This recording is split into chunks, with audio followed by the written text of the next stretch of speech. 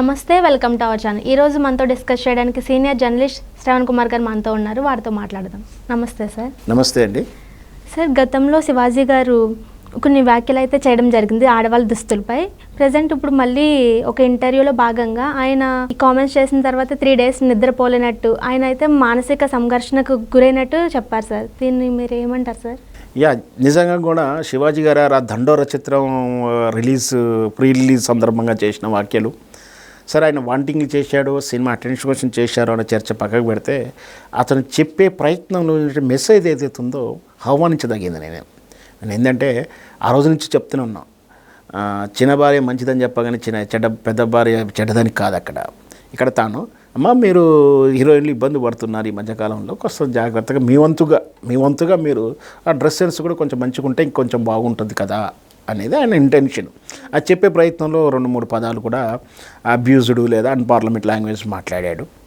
అయితే ఆ రోజు మాట్లాడిన క్షణం నుంచే విమర్శలు రావడాలు, వైరల్ కావడం జరిగిన తర్వాత తెల్లారి మార్నింగ్ ఆయన క్షమాపణలు కూడా చెప్పాడు, అపాలజీ కూడా అడిగాడు. ఇంటికి వెళ్ళాక కూడా నేను చాలా బాధపడ్డాను, ఆ పదాలు అనకుండా ఉంటుండేది అని కూడా ఆ రోజే చెప్పాడు.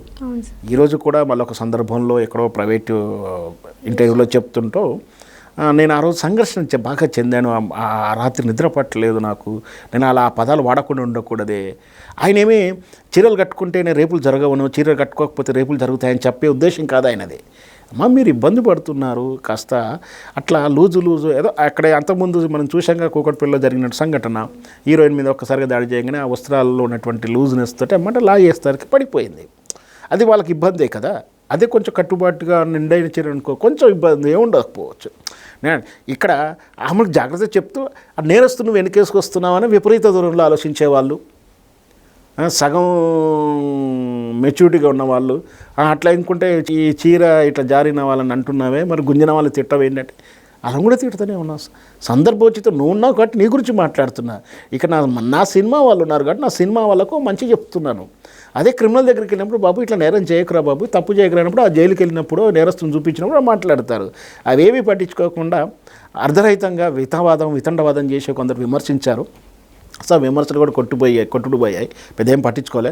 చివరికి వాళ్ళే ఏడ్చి రోదన పెట్టుకొని లాస్ట్కు కేసులు పెడతామని బ్లాక్ మెయిల్ వచ్చడం చూసాం, మనం అంతా కూడా చూసాం.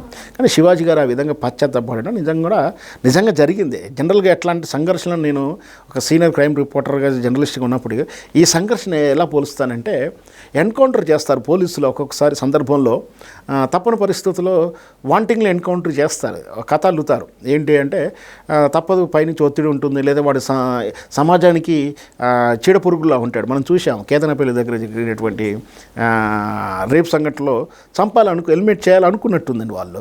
అట్లాంటి కానీ ఒక సంఘ విద్రోహ చేతులు రౌడీ షీటర్లు ఉంటారు కొందరు. అట్లాంటప్పుడు ఏం చూపిస్తుంటే డిపార్ట్మెంటు వీడు ఇంకా ఉండడం కన్నా ఇబ్బంది పెడతా ఉంటాడు, నాకు చెడగొడుతున్నప్పుడు ఎలిమినేషన్ చేయాలని ఒక మౌఖిక ఆదేశాలు ఉన్నప్పుడు ఆ డ్యూటీ ఆ టీం మీద ఉన్నటువంటి ఇన్వెస్టిగేషన్ మీద పడితే తను ఎన్కౌంటర్ చేసి వస్తాడు, కలిసి వచ్చినాక ఆ రాత్రి అంతా సంఘర్షణ పడే సందర్భాలు ఉంటాయి. అంటే తప్పని డ్యూటీలో భాగంగా చేయాల్సి వస్తే ఒక మనిషిని చంపినప్పుడు బాధే అనిపిస్తుంది. మనిషిని నిస్సాయితుని చేసి చంపినప్పుడు నిజమైన వీరుడిగా ధీరుడిగా ఉన్నటువంటి, అందుకే ఓ పోలీస్ ఆఫీసర్ నిజంగా సైనికుల్లా తయారై ఉంటాడు, ట్రైనింగ్ తీసుకొని ఉంటాడు, అశక్తిని చేసి చంపితే వాళ్ళు సంఘర్షణపడతారు. అట్లా సంఘర్షణపడ అంటే దీన్ని తప్పు చేసేటువంటి గిల్టీ ఫీలింగ్లో ఉంటారు. ఆ 2 రోజులు 3 రోజులు వాళ్ళు కొంచెం సైకాలజికల్గా ఉంటే వాళ్ళకు చాలా సందర్భంలో వాళ్ళకు సెలవులు ఇవ్వడం కానీ, లేదంటే వాళ్ళు కూడా ఏదన్నా మళ్ళీ వాళ్ళ డిప్రెషన్ పోకుండా ఉండడానికి కూడా డిపార్ట్మెంట్ చర్యలు తీసుకుంటుంది. అట్లాగే నాకు శివాజీ మాట్లాడుతున్నప్పుడు ఆయన తనకు తాను ఆత్మాలోకనం చేసుకునేటువంటి సంఘర్షణకు అదే గుర్తుకొస్తుంది. తప్పు చేశామా, అలా అనుకుంటుండే బాగుండేది అన్న ఆలోచన ఆయన చేశాడు. సో నిజంగా కూడా ఆయన పశ్చాత్తాపడమంటే వాస్తవం. Okay sir, thank you sir.